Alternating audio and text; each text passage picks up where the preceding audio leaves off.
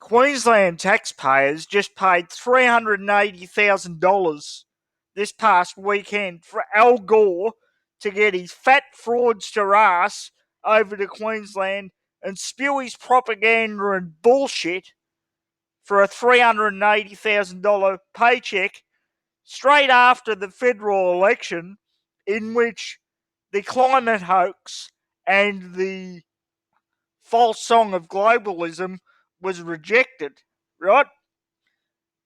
Our Queensland Labor Communist government, which tried to stop the Adani coal mine, it's taken 8 years for Adani to go through this approval process, and they tried to stop it at the end by saying some black-throated finch would be endangered if the coal mine would go ahead.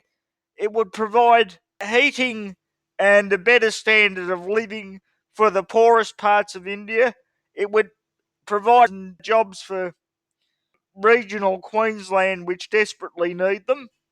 After Labor being humiliated in Queensland by only getting 27% of the primary vote because of the rejection of the climate change cult and the lefties, instead of taking their medicine and going, well, we understand that you want jobs and we understand that you want economic security, instead of taking that lesson, like all lefties, oh, they just mustn't have got the message right.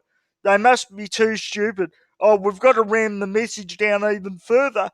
They invite Al Gore down to Brisbane on a $380,000 paycheck.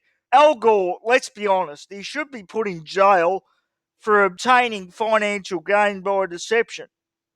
He was worth about $2 million after he left Parliament in 1999, and after spewing all the New World Order's climate bullshit, he's now worth $300 million, perhaps even more. It's been a while since I looked, and he lives in a huge mansion, and he uses this disgusting bastard.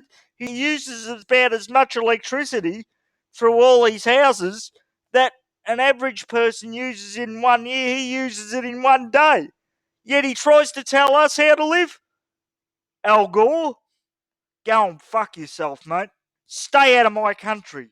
Do you understand? It was disgusting behaviour by the Queensland government for the Australian people to have to suffer Al Gore's lies and deception and have to pay for it at the same time. Al Gore, he's lost a bit of his luster these days. He's not getting the booking he used to, because after all the propaganda and the inconvenient piece of crap was disproven, he's not really being listened to these days, is he? But New World Order enslaved countries such as my country, unfortunately Australia, New Zealand, led by the communist Jacinda Ardern, and probably Canada, they'll allow Al Gore to spew his bullshit amongst our people, won't they? No one else is listening, but he's still got us. I noticed that the New World Order's new darling and hope for the site, Emmanuel Macron, his unpopularity is so incredible that they've had to shove him aside. Their new darling, their new princess, is Jacinda Ardern, where she's hosting all the climate conferences from the South Pacific. She's spewing all the New World propaganda. I noticed the latest message from her government is economic growth is no longer the priority of the New Zealand government. Our main priority is now well-being, which means, like all communist governments, we want everyone below the poverty line and begging for food. Not the New Zealand patriots that have subscribed to my channel. Well done, New Zealand. You wanted a fresh face, and now you've got it. You've got a rabid communist in charge, and now New Zealand's going to be destroyed. I'm not happy about this at all. I have a lot of New Zealand friends that I used to drink with back in the days. New Zealanders are great people, but they certainly know how to put away the beer, I'll give them that. And they're our neighbours, and I'm extremely saddened by what's happened to New Zealand at the moment. Extremely saddened.